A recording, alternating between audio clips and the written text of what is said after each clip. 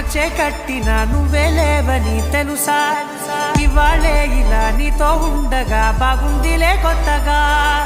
ఇంకా సేపని ఏం చేద్దామని కాలక్షేపమే పనిగా పనులు మాని నీ పనే నాదిగా ఊరేగుతున్నానుగా తెల్లారిపోతున్నా ఇంకాస్త సేపు ఉండిపోలే